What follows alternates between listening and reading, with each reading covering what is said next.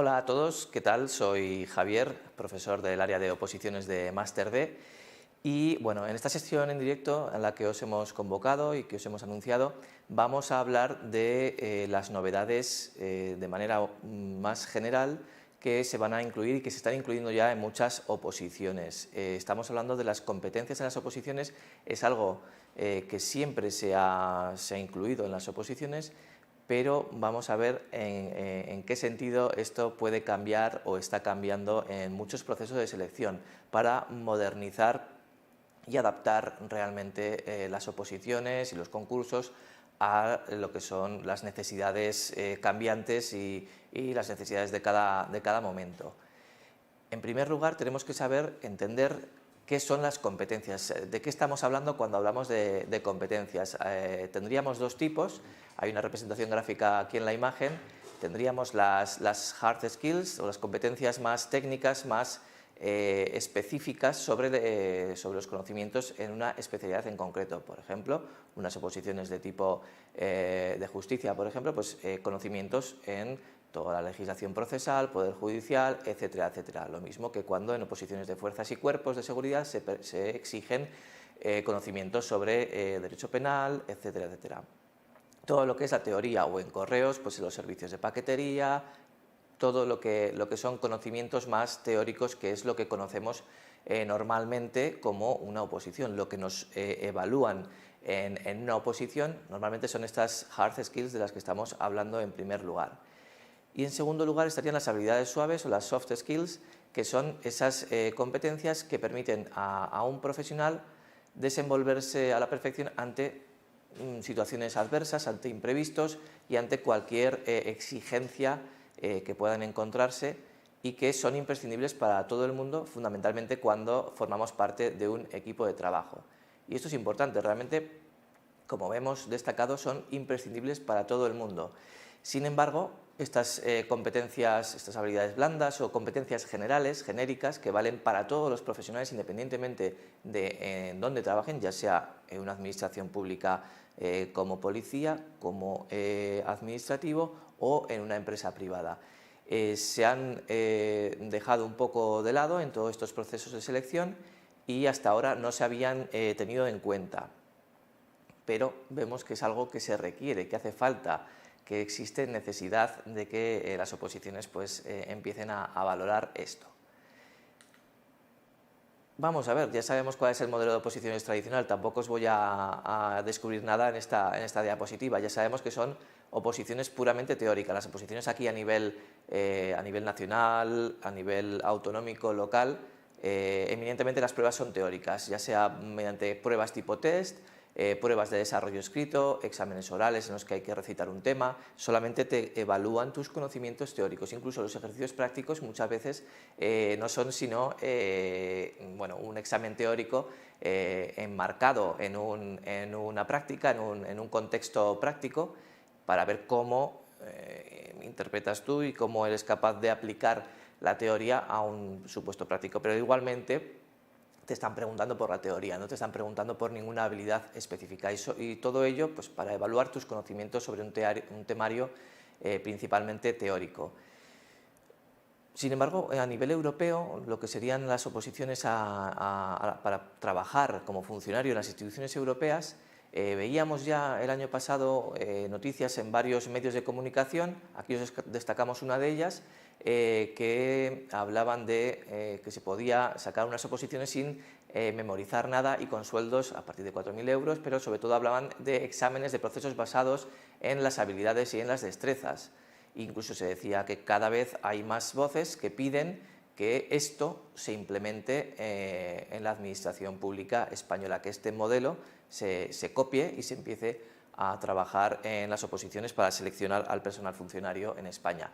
Obviamente estas oposiciones en las que no hay que memorizar nada, bueno, son para perfiles muy genéricos y es muy difícil tal cual trasladar, copiar como un calco este modelo en España. Siempre va a haber una parte teórica porque siempre va a ser necesario unos conocimientos teóricos sobre las materias que sean objeto de la especialidad para cada funcionario. Pero por lo menos se pide que empiece a valorarse esas competencias. De hecho, ya este año, en marzo, la propia página web del Instituto Nacional de Administración Pública nos anunciaba, nos informaba de que la ministra de Política Territorial y Función Pública ya estaba trabajando en una nueva ley de función pública que revisara, entre otros muchos criterios y muchas cuestiones que están pendientes de mejorar, revisara los criterios de selección y los criterios de acceso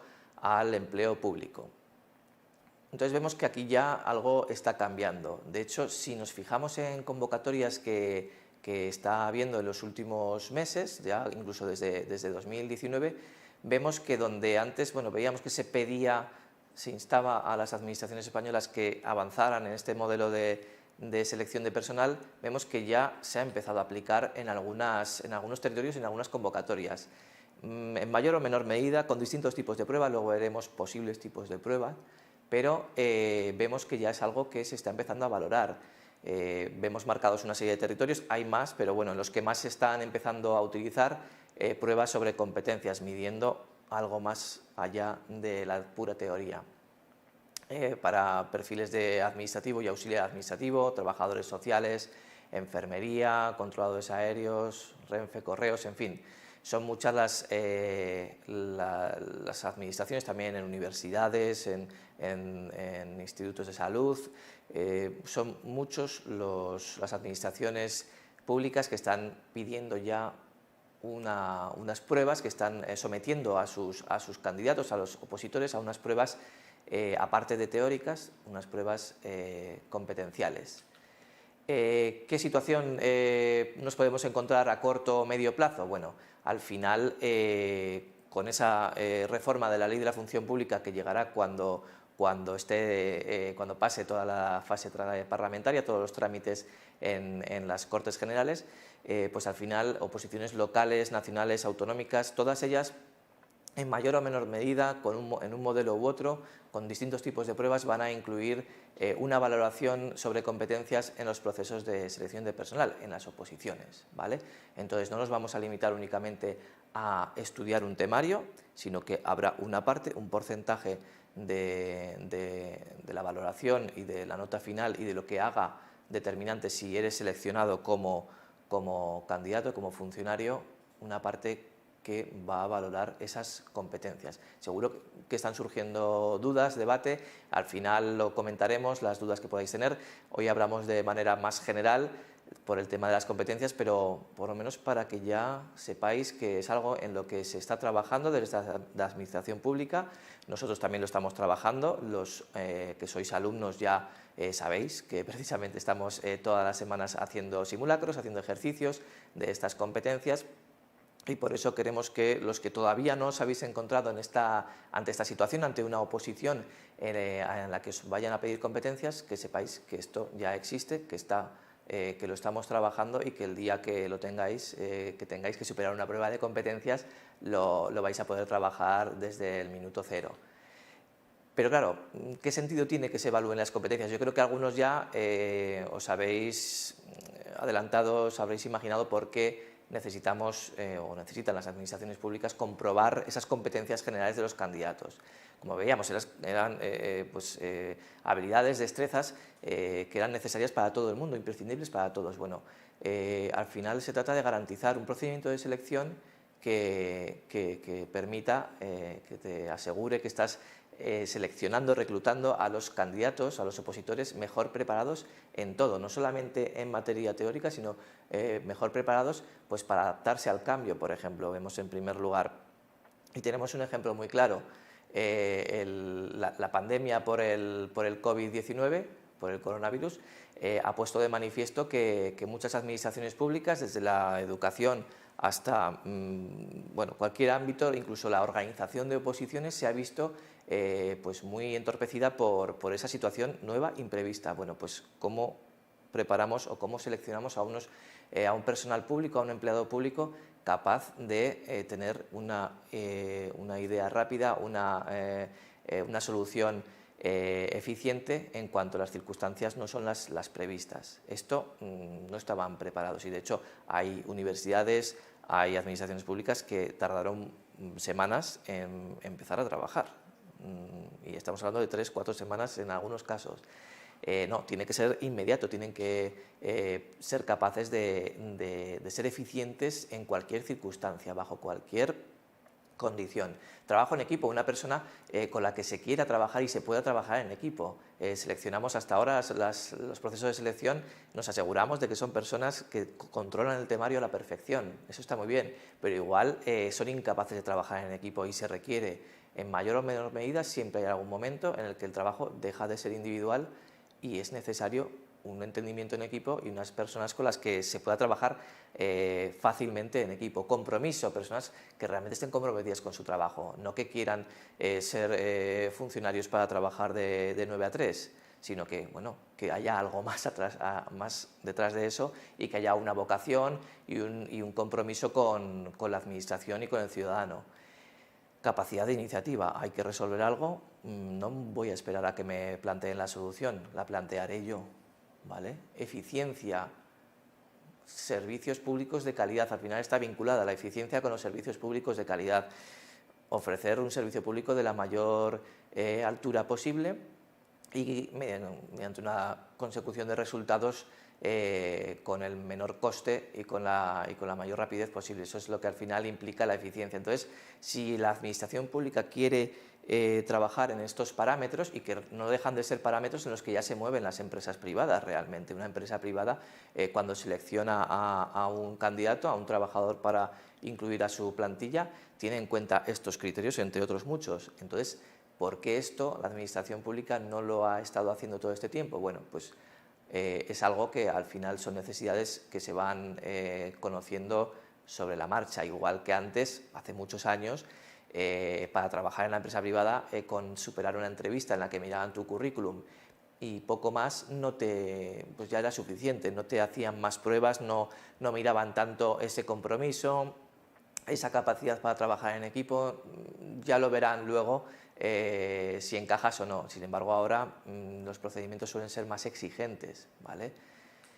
¿Qué competencias generales suelen evaluar? Bueno, aquí hemos cogido del catálogo de competencias del Instituto Nacional de la Administración Pública las competencias que tienen ellos previstas como las más relevantes según los niveles de funcionarios, ¿vale? Ya realmente un poco lo que hemos comentado antes, las necesidades ya vienen cubiertas con todas estas competencias, pero vamos, con creces. El compromiso con la administración, yo os lo comentaba hace un momento.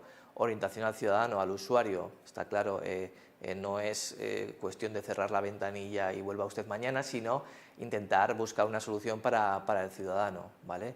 Realmente estás trabajando en la administración pública para un servicio público, para unas competencias que está gestionando esa administración para la que trabajas. Por lo tanto, tú eres una pieza fundamental y tienes que hacer lo posible.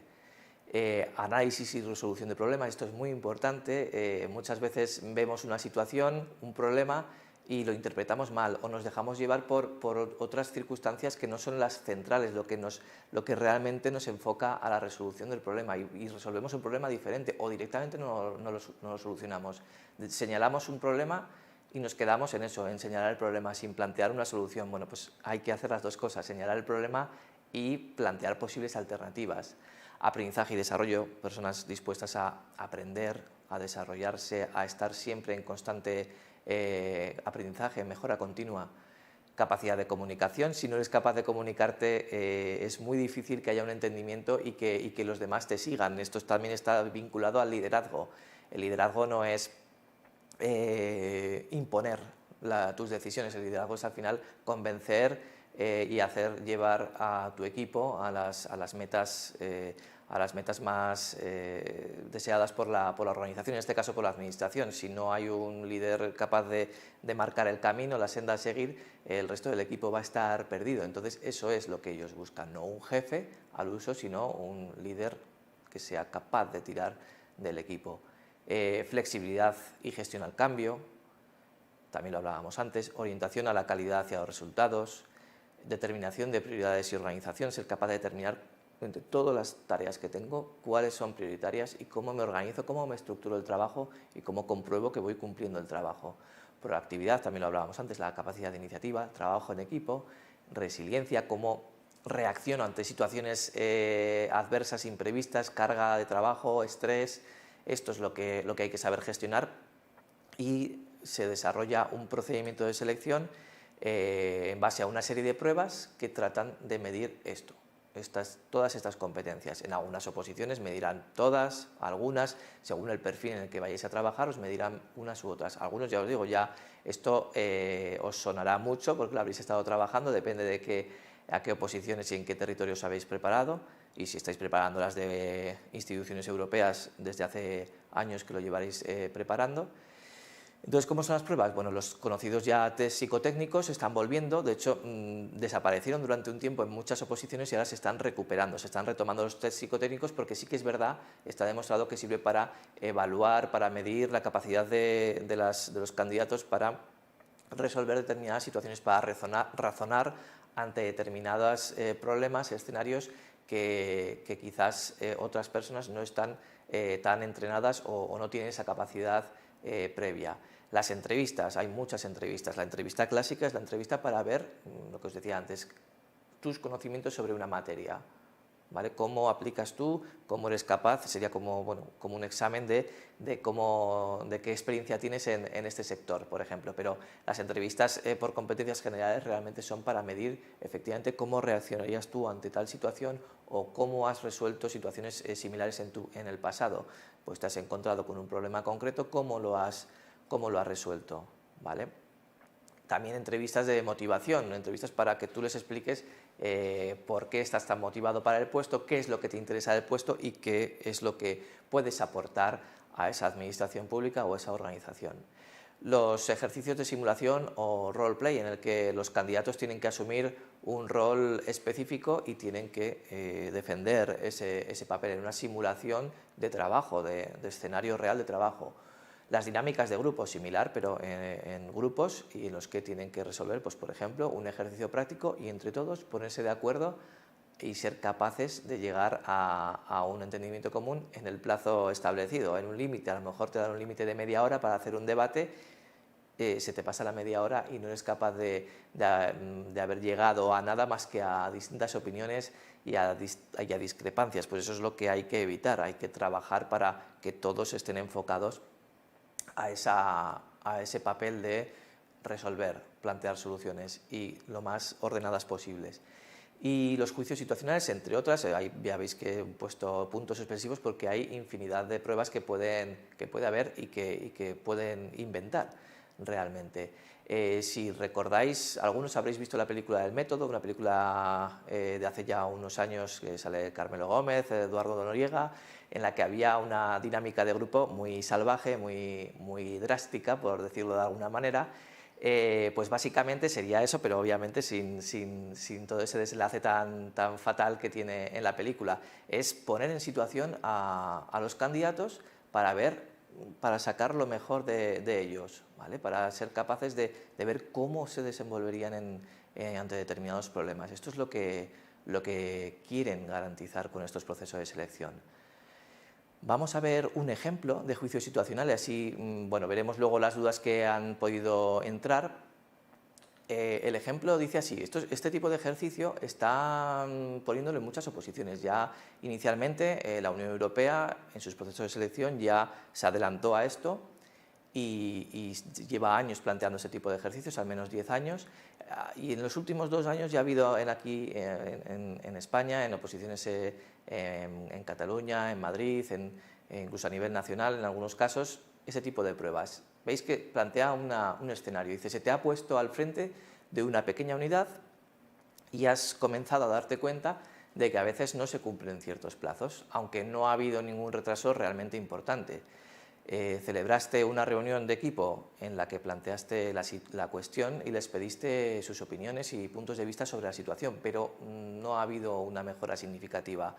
¿Qué harías? ¿Cuál sería tu primera? ¿Cómo resolverías el problema? Te dan 4 opciones. Hay veces que te hacen señalar la más eficaz, la menos eficaz. En este caso vamos a detectar cuál es la solución, cuál os parece la solución más eficaz para resolver este problema. Leedlas, alguno ya estará contestando. ¿Hay alguna respuesta por ahí? ¿Todavía no? ¿No os animáis? Bien, vamos a ir analizándolas si no. La primera dice, retas a tu equipo para que rindan cuentas sobre cómo se sienten respecto a su propio trabajo y cuáles son sus opiniones acerca de su responsabilidad para con los objetivos generales del equipo. Bueno, no es mala respuesta, realmente sí que sirve para que tomen conciencia de cuál es su papel en el equipo. Está bien, al final puede que les motives y que les hagas ver la importancia de lo que tienen que entre manos.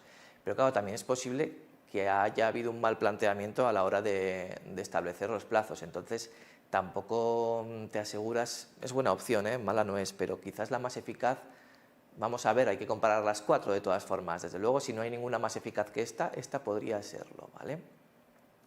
La B dice, te reúnes con tu supervisora para preguntarle lo que ella piensa que deberías hacer a continuación para mejorar la situación. No, esto en absoluto, ¿vale? El escenario te dice claramente, y es muy importante analizar las cuestiones del escenario. Se te ha puesto al frente de una pequeña unidad, por lo tanto, se espera de ti que seas capaz de este tipo de cuestiones, que no es especialmente importante porque no hay retrasos importantes, pero bueno, pero hay que corregir esto para que todo el engranaje funcione bien. No hace falta que al más mínimo traspiés tengas que preguntarle a tu supervisora para ir de la mano y que te diga por dónde tienes que pasar, ¿vale? No, esta no sería la mejor opción en ninguno de los casos. La tercera opción dice, haces algunas sugerencias a las nuevas, a las personas y esperas a ver si esto tiene un impacto antes de tomar nuevas medidas. Bueno, no está mal, pero es una solución demasiado ambigua y demasiado vaga. Tampoco vas muy al detalle ni tampoco te aseguras al 100% o no tienes esa vocación, esa posibilidad de que al 100% se pueda resolver el problema. Hacer algunas sugerencias, esto es algo como muy, ya veis que es una descripción muy vaga. Y eso de esperas a ver si esto tiene, no tienes que esperar a ver nada. Hemos hablado de proactividad, ¿lo recordáis? No tienes que esperar a ver, tienes que asegurarte, tienes que tomar medidas lo más activas posibles para garantizar una solución del problema, ¿vale? La D dice, te replanteas tu enfoque al comunicar los objetivos y plazos del equipo y estableces hitos más detallados para los miembros del equipo. Igual lo que hace falta es precisamente especificar un poco más, igual necesitan mejores instrucciones por tu parte, necesitan replantear algunos plazos, también es posible, ¿vale? Que entiendan mejor cuáles son los objetivos. Por lo tanto, esta sería mejor opción que la A, que habíamos dicho que la A no estaba mal, que bien, pero esta es mejor todavía porque realmente demuestras que eres capaz de replantear tu enfoque, que no lo que a lo mejor lo que has diseñado en un primer momento o los plazos que ya te venían diseñados no eran los correctos. Bueno, pues vamos a replanteárnoslo, vamos a definirlo de manera más clara, vamos a ser más transparentes y dejar unas instrucciones muy concretas que sean fáciles de seguir y que facilitando así la labor de tus colaboradores. La D sería, la última opción, sería en este caso la más eficaz. Es un ejemplo, ¿vale? Para que os hagáis una idea de cómo son las pruebas. Al principio, cuando uno, y yo, la verdad es que llevamos trabajando muchos años este tipo de ejercicios, siempre nos encontramos al principio con ciertas reticencias de esto es muy subjetivo, esto no es así. Bueno, conforme hacéis varios ejercicios, hagáis 20, 40, 60, los que sean, ejercicios de este tipo, al final se os quedará un pozo y veréis, ah no, es que la forma eficaz de trabajar es esta, es que realmente esto es como hay que trabajar. De hecho, hay personas que desde el principio se les da bien estos ejercicios porque ya, bueno, han trabajado anteriormente, tienen cierta experiencia y se les ha exigido conforme a estos mismos parámetros que no se lo han inventado ellos, sino que son algunas necesidades que han ido surgiendo con la propia realidad imperante en cada momento. Entonces, no están siendo subjetivos, están tratando al revés de ser lo más objetivos posibles.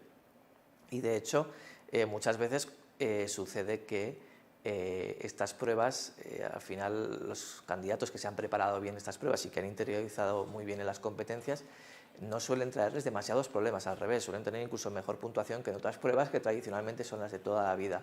Entonces, si os vais a enfrentar ante pruebas de este tipo, de verdad no tengáis miedo, con entrenamiento se mejora en todo, ¿vale? No hay nada en lo que no se pueda mejorar si no es entrenando, ¿vale? La importancia de entrenar las competencias viene al hilo de lo que os estaba diciendo ahora. Primero, tienes que tomar conciencia de tus habilidades y desarrollarlas, ¿vale? Y tienes que ser consciente, ¿vale? de cuáles son tus habilidades. Es bueno que intentes hacer una evaluación inicial, de decir, bueno, ¿dónde estoy? ¿Qué problemas me estoy encontrando? ¿Tengo problemas de comunicación o de liderazgo? Pues vamos a trabajar eso. ¿O tengo problemas para detectar la situación y para analizarla bien? Pues vamos a trabajar eso, ¿vale? Cada habilidad te puede costar más, lo mismo que con los psicotécnicos. Hay personas que por su formación, por los estudios que han hecho, por el trabajo que han desempeñado, pues tienen más desarrolladas las habilidades numéricas, otros las verbales, otros las abstractas. Bueno, no pasa nada. Todo entrenándolo realmente se consiguen sustanciales mejoras y es así porque la experiencia nos lo demuestra. Asume que siempre vas a tener algo que aprender o que mejorar, siempre, ¿vale? Por mucha experiencia que tengas, por muy capacitado que estés, siempre va a haber algo en lo que puedas mejorar, ¿vale? Nunca has tocado techo y siempre incluso surgirán también nuevos métodos, nuevos procedimientos, nueva legislación, lo que sea, todo. Al final todo es asumir que efectivamente tienes que aprender cosas nuevas y sobre todo si tienes un entrenador, un preparador, un profesor, dejarte guiar por una persona que conoce los procesos de selección y conoce los puntos débiles, los puntos fuertes y te puede ayudar en ese sentido. Hay que asumir, hay que ser sincero con los puntos fuertes y con las debilidades de cada uno. Analiza bien cada situación a la que te enfrentes. Puede haber múltiples situaciones. Hemos visto antes un juicio situacional, luego ya antes os decía que había también ejercicios en grupo, muchos escenarios posibles. Al final es muy difícil encontrar dos situaciones idénticas, ¿vale? Porque las circunstancias pueden cambiar, puede haber un detalle que te cambie el escenario, entonces hay que analizar muy bien y ser muy consciente de lo que os decía antes, ese análisis del problema, esa capacidad analítica para detectar el problema, ¿vale? Y no irnos por las ramas y dejarnos llevar por... A veces hay alguna trampa en estos planteamientos y te plantean alguna cosa secundaria que igual a ti te parece más importante cuando no lo es, ¿vale? Evaluar las consecuencias de cada acto.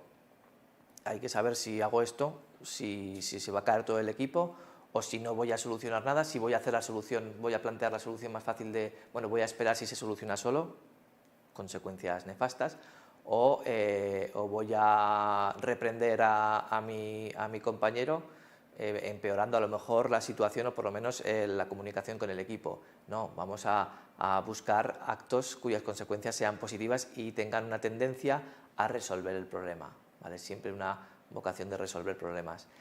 Y practica todo lo que puedas con diferentes tipos y formatos de prueba y realmente aquí con la práctica es cómo se te va a ir quedando. Lo bueno de las habilidades y competencias es que no requiere estar estudiando, sino que es un aprendizaje más dinámico y que es más paulatino, más progresivo y requiere